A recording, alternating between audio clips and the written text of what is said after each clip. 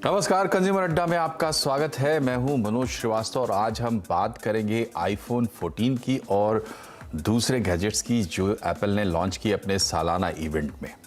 2 साल के बाद एप्पल ने हाइब्रिड मोड में ये इवेंट किया, यानी सामने से भी और ऑनलाइन भी। तो लोगों ने फर्स्ट राउंड जाके महसूस किया कि गैजेट्स कैसे हाथ में लेके दुनिया भर के संवाददाताओं ने देखा कि एप्पल ने आखिर दिया क्या है। तो आज हम इसी पर चर्चा करेंगे, लेकिन उससे पहले आपको बता दें कि 4 मॉडल्स आईफोन के आए हैं। आईफोन 14, 14 प्लस, 14 प्रो और 14 प्रो मैक्स। 80,000 से लेकर और 1,40,000 के बीच इसकी कीमत रखी गई है। भारतीय रुपए के हिसाब से हम आपको बता रहे हैं। वैसे वो लोग प्राइसेस डॉलर्स में रिवील करते हैं सबसे पहले। इसके अलावा 2 और चीज़ें आई हैं, एक एयरपॉड का अपग्रेड और दूसरा एप्पल वॉच का 8 सीरीज़, एप्पल वॉच 8 सीरीज़। तो इस पर हम बात करेंगे और बात करने के लिए आज हमारे साथ होंगे द मोबाइल इंडियन के एडिटर संदीप बुद्ध की, टेक एक्सपर्ट विहान गुलाटी हमारे साथ है और साथ ही हमारे सहयोगी विपिन भट्ट भी हमारे साथ स्टूडियो में मौजूद है। तो विपिन जी जो हैं वो रेगुलर आईफोन के यूज़र हैं और दूसरे गैजेट्स भी यूज़ करते हैं, पॉड्स भी यूज़ करते हैं। साथ है हमारे विहान टेक एक्सपर्ट है, तो उनसे एक्सपर्ट व्यू हम लेंगे और संदीप बुद्ध की जब हमसे जुड़ेंगे तो उनसे हम एक डिफरेंट ओपिनियन, न्यूट्रल ओपिनियन जिसको कहते हैं, पत्रकार का ओपिनियन, वो भी लेंगे। तो इस लिहाज से हम बात करते हैं। पहला सवाल विपिन जी आपसे ही है मेरा जी। देखिए, जो एप्पल के यूज़र्स हैं वो इस इवेंट का इंतज़ार इसलिए करते हैं कि भाई अपग्रेड किया जाए। तो आपके मन में क्या ख्याल आया, अपग्रेड का विचार आया इस इवेंट से?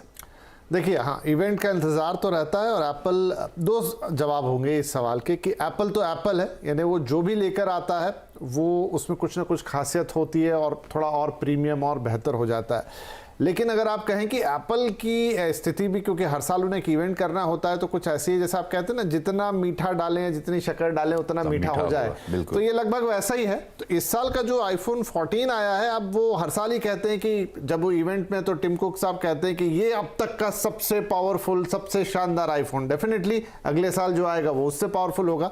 तो वैसा ही कुछ है। अगर देखें तो 14 में 13 से ज़्यादा कुछ अलग नहीं है। अगर आउटर डिज़ाइन की बात करें, क्योंकि एंथुसियास्ट जो रहते हैं उनको ये भी होता है कि डिज़ाइन में क्या चेंज आ रहा है, तो कोई खास चेंज नहीं है, बिल्कुल वैसा ही है, वही डिज़ाइन है, वही बॉक्स डिज़ाइन है।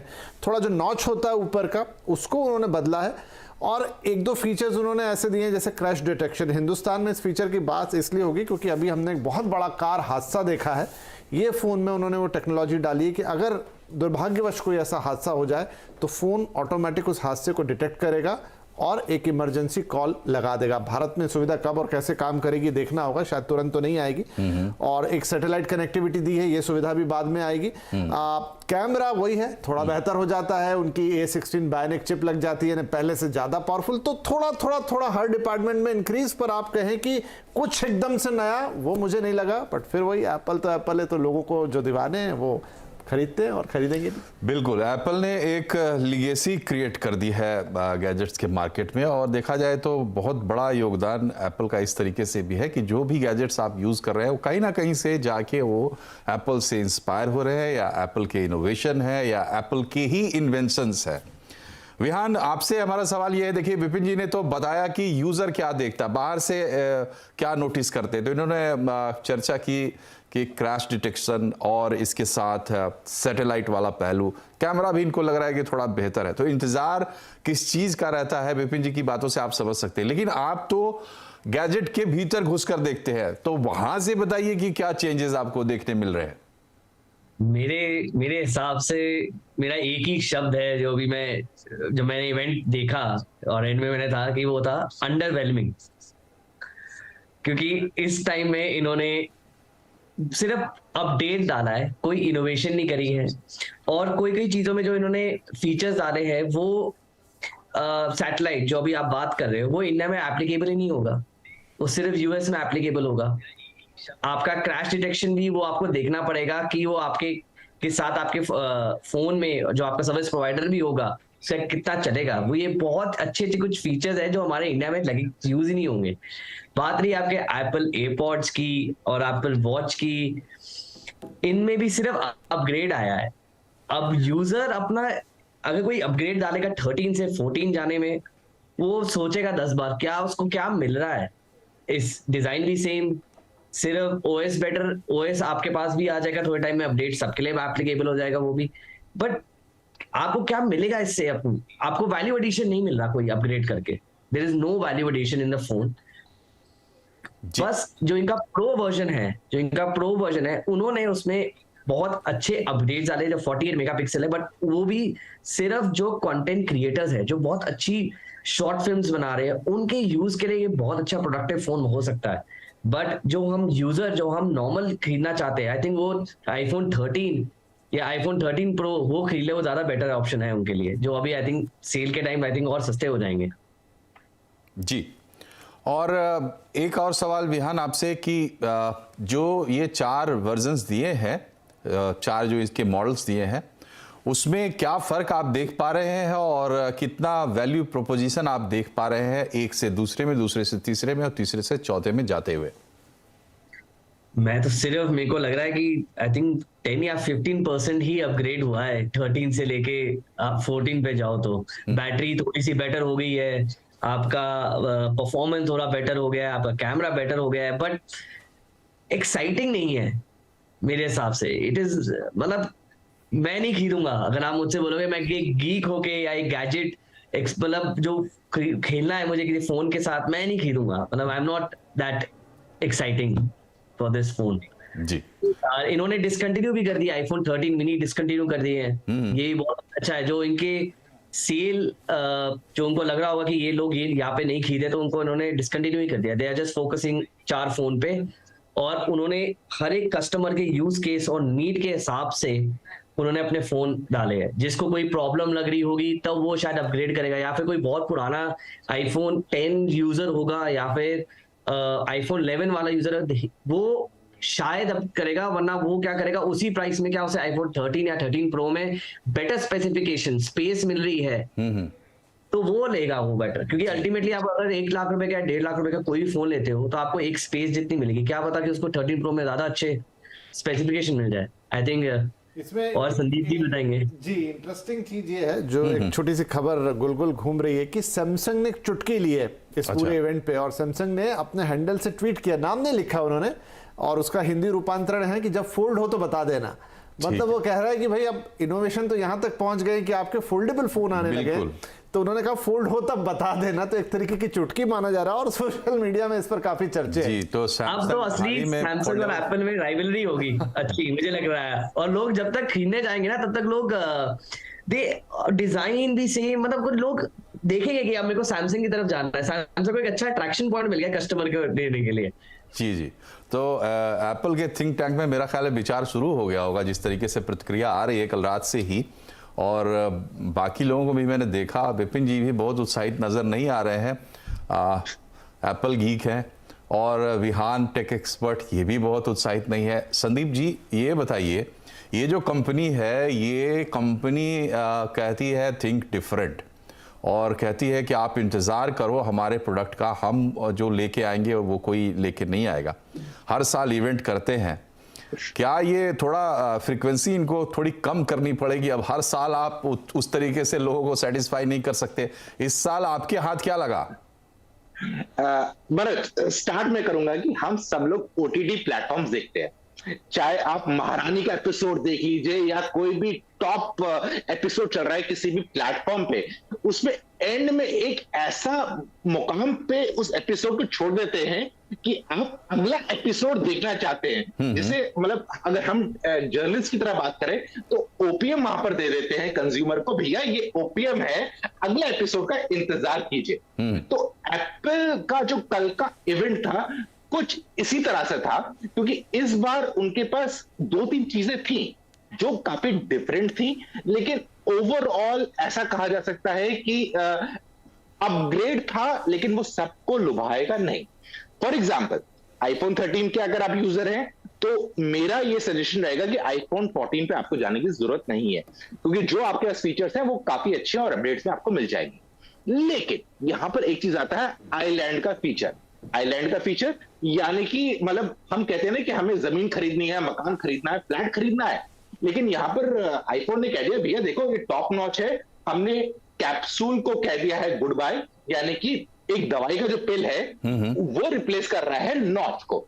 अब ये नॉच भाई साहब हैं जो आईपीएल की शेप में आ रहे हैं, ये आपको मल्टीपल फंक्शनैलिटी दे रहे हैं कि वहां पर आपको जो नोटिफिकेशंस होगी, आप म्यूजिक देख रहे हैं या कोई भी अपडेट आ रहा है, आप इसको नए अंदाज में देख सकते हैं। ये एंड्रॉइड ने अभी तक ट्राई नहीं किया, किसी भी एंड्रॉइड ओईएम ने नॉच को ऑप्टिमाइज करने की कोशिश नहीं की, इनने ऑप्टिमाइज कर दिया है। लेकिन इसके थोड़े बहुत नेगेटिव इंपैक्ट भी हो सकते हैं, क्योंकि नॉच आ रहा है कैमरा मॉड्यूल के आगे पीछे। अब वहां पर प्रॉब्लम यह है कि बार बार आप उंगली टच करेंगे, फिंगरप्रिंट्स आएंगे, अगर डस्ट पड़ी हुई है तो स्क्रैच भी आ सकता है, तो उससे आपके फोटोग्राफ्स भी खराब हो सकते हैं। सेल्फी वाले बहुत सारे हमारे व्यूअर्स भी ऐसे होंगे, सेल्फी के दीवाने हैं, कि जहां मौका मिला सेल्फी लेने में चूकते नहीं है। क्यों? क्योंकि मेमोरीज कलेक्ट करनी है भाई, तो अब सेल्फी अच्छी नहीं आए तो क्या होगा।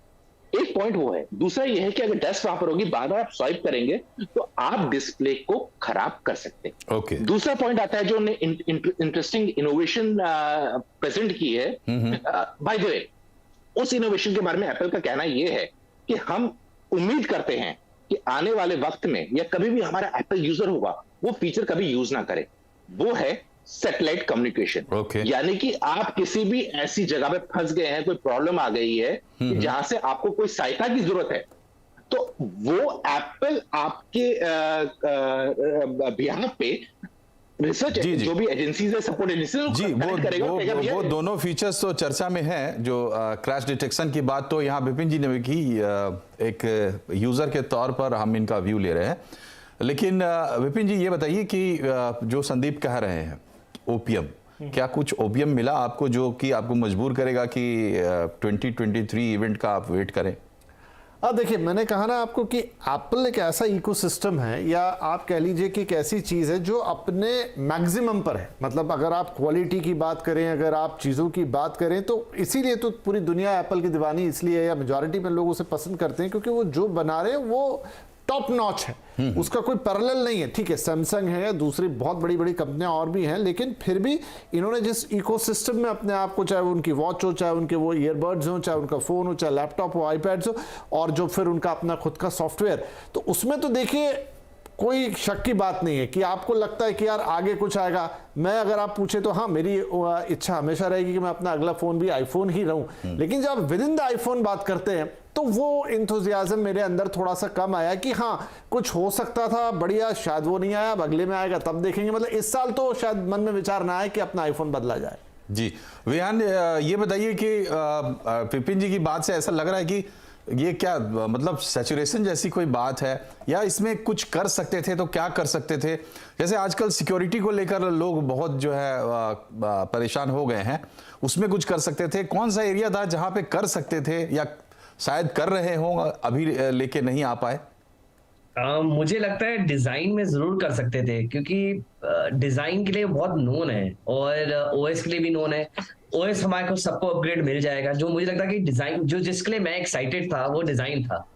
मुझे तो ज्यादा ये लगा कि मैं ज्यादा जियो ट्रू 5G के लिए ज्यादा बेटर एक्साइटेड हूँ as compared to Apple iPhone के लिए, क्योंकि वो 5G जल्दी इंप्लीमेंट हो जाएगा हमारे फोन्स में। बट आप डिजाइन और न्यू टेक्नोलॉजी जैसे फोल्डेबल भी मैं एक्सपेक्ट कर सकता था, बट वो नहीं आया।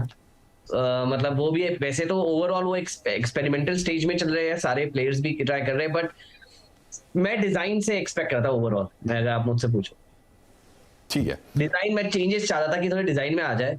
जैसे लास्ट टाइम इन्होंने सेंटर से टेढ़े दो अलग स्पॉट्स पे बना दिए थे, डायंगल्स दे दिया था इन्होंने कैमरा में लुक, वो भी सेम इन्होंने वही फॉलो करके रखा। मतलब कुछ ऐसा टॉप पॉइंट नहीं है जिसमें लोग डिस्कस करें कि क्या है, but it's just 10% upgrade of the previous version मेरे हिसाब से। संदीप ये बताइए कि देखिए एप्पल जो है वो एक एस्पिरेशनल ब्रांड भी है सबके लिए, मतलब अच्छे खासे लोगों के लिए, और वही वो मार्केट सेगमेंट भी है जिसको अब एप्पल टैप करने की कोशिश कर रहा है। प्राइसिंग जो हुई है इस बार, और ध्यान में आप ये भी रखिए कि किस तरीके से कमोडिटीज़ दुनिया भर में महंगी हैं और कैसे इन्फ्लेशन से दुनिया लड़ रही है। उस बीच में ये प्राइस पॉइंट आपको कैसा लगता है, और क्या एप्पल की स्ट्रैटेजी अब ये हो रही है कि वो ज़्यादा लोगों तक पहुंचे, वो इसमें रिफ्लेक्ट हो रही है इस बार के इवेंट में? आपको याद होगा एक मारुति का एड आया था बहुत टाइम पहले जिसे कहती है, जिसका टैगलाइन था कितना देती है, माइलेज की बात हो रही थी। अगर एप्पल के इवेंट से बात करें कि जो प्रोडक्ट लॉन्च किया है, आईफोन 14 की बात कर ले, आईफोन 14 प्रो की बात नहीं करें, बाकी किसी उसके मॉडल की मैक्स की बात ना करें, 14 ये वही देता है जो आईफोन का 13 प्रो आपको दे रहा था अगले साल में। प्राइस कंपेरेबल मतलब कि उससे थोड़ा कम है, आईफोन 13 के प्राइस से मिलता जुलता क्या, एग्जैक्टली प्राइस सेम ही, ऑलमोस्ट सेम प्राइस है। सो प्राइस के मामले में उन लोग ने एकदम सेम नब्स पकड़ ली है कि भैया ये प्राइस है, हमें इस पे देना है, लेकिन वैल्यू एड आईफोन 14 में मेरे को नजर नहीं आ रहा है। लेकिन अगर कंज्यूमर आईफोन 14 से थोड़ा सा ऊपर बढ़े, एक जो फीचर्स हैं विच आर डिफरेंशिएटिंग, और आने वाले वक्त में आप उसको एंड्रॉइड इकोसिस्टम में बाकी जो ओईएम्स हैं देखेंगे कि उसका कुछ ना कुछ मिली जुली सरकार बना के आपके सामने पेश कर देंगे। सो आईफोन 14 मेरे हिसाब से प्राइस वाइज तो ठीक दे दिया है, जो है 13 का दिया था उससे मैच करते हुए दिया है, लेकिन उसके आगे के मॉडल में कंज्यूमर सोचेगा कि फायदा क्या है और क्या मैं एक साल और रुक जाऊं। तो मुझे लगता है कि बहुत सारे कंज्यूमर्स अभी रुकेंगे, विपिन की तरह। विपिन जो एक आईफोन यूजर काफी टाइम से हैं और बेबाक राय रखते हैं आईफोन के बारे में कि ये चीज मेरे समझ में नहीं आई। यहां पर विपिन एज ए एंकर नहीं बोल रहे हैं, मुझे समझ में नहीं आई, विपिन एज ए कंज्यूमर बोल रहे हैं, और कंज्यूमर कोई भी हो सकता है, और विपिन की राय बहुत सारी मेजॉरिटी लोगों की राय के साथ मिलती जुलती है जी। और कंज्यूमर इज किंग, यही मान के हम ये प्रोग्राम करते हैं। और थोड़ी देर में अब पीसीआर से इंस्ट्रक्शन आएगा ब्रेक के लिए, तो ब्रेक पर जाने से पहले विपिन जी, मैं समझता हूँ कि टीज कर दिया जाए एयरपोर्ट्स को और वॉच को भी। तो वहाँ पर आपको निराशा हाथ लगी या वहाँ कुछ दिखाई दिया? देखिए, वॉच में उन्होंने बहुत बड़ा सा लीप ले लिया है कि एक तो उन्होंने सीरीज 8 निकाली, तो चलिए उसमें उन्होंने थोड़ी बहुत चीज़ें, वहाँ पे भी लगभग यही फ़ोन वाली कहानी कि छोटे छोटे अपग्रेड्स डाल दिए हैं।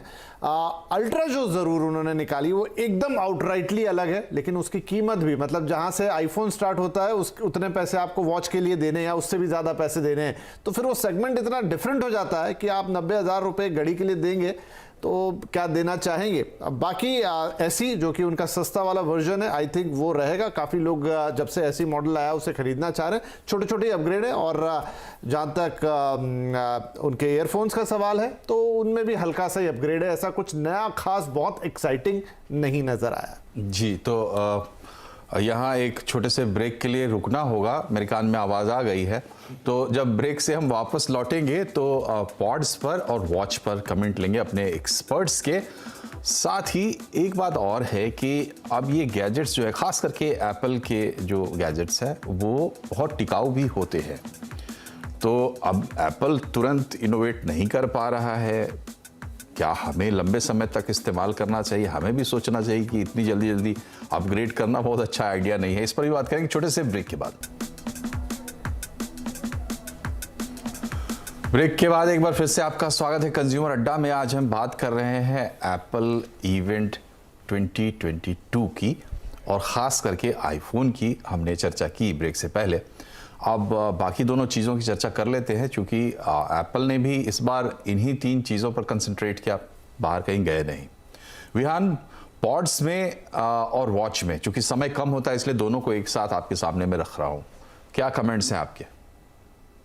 अगेन बहुत कम अपग्रेड है। आपके पॉड्स पे भी इन्होंने सिर्फ 10% डाला है कि आपके स्पेशल ऑडियो 2x कर दिया है, नॉइस कैंसलेशन 2x कर दी है, बट उसका इतना यूसेज नहीं है। मैं एज ए यूजर इतना मैं यूज नहीं करता नॉइस कैंसलेशन। स्पेशल ऑडियो के भी बहुत सारे फीचर्स है जो आप अभी कोई भी आप प्लेयर यूज करते हो, एप्पल म्यूजिक यूज करते हो, स्पॉटिफाई यूज करते हो, उसके अंदर बहुत सारे है कि जब उन्हीं गानों में स्पेशल ऑडियो फीचर्स अवेलेबल है, तो इतना मेरे लिए एक्साइटिंग नहीं रहा है। एयरपॉड्स के लिए बैटरी लाइफ बेटर हो गई है, आप साथ में उसको चार्ज कर सकते हो अपने एप्पल वॉच के साथ, बट क्या ये जरूरत है उस चीज की कि एप्पल वॉच के साथ भी चार्ज करें जब आपको पता है कि वो वायरलेस चार्ज हो ही रहा है या फिर आपके चार्जर के साथ है। उन्होंने बस एक एडिशनल चीज एक दो चीजें ऐड कर दी जिससे लोग कस्टमर ऐड जाए, या फिर कोई अपग्रेड करे, या एक और चीज है जिसने फर्स्ट एपॉड खरीदा हो, या फिर उसका प्रो एक और वर्जन लिया हुआ हो एप्पल एपॉड्स के,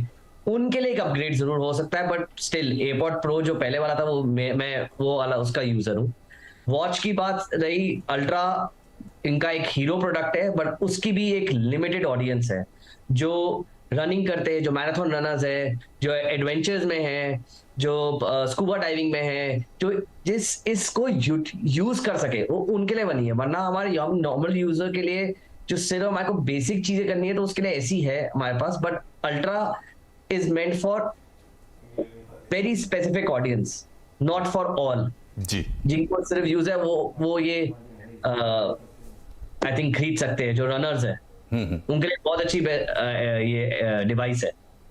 ठीक है संदीप जी, आपके लिए मेरा सवाल ये है कि बेसिक सवाल ये है कि क्या कंज्यूमर्स के लिए एक बड़ा मैसेज है? ये एप्पल लीडर है और हम देख रहे हैं कि एप्पल साल में एक इवेंट करता है, बाकी कंपनियां हर हफ्ते मॉडल लेके आ जाती हैं। हम ये सोचते हैं कि क्या हमारा फ़ोन बेकार हो गया, मतलब कम से कम सप्ताह में 3 बार सोचते हैं कि क्या हमें फ़ोन बदलना चाहिए, क्या कोई ऐसी चीज़ आ गई है जो हम अपना लें तो और बेहतर हो जाएगा।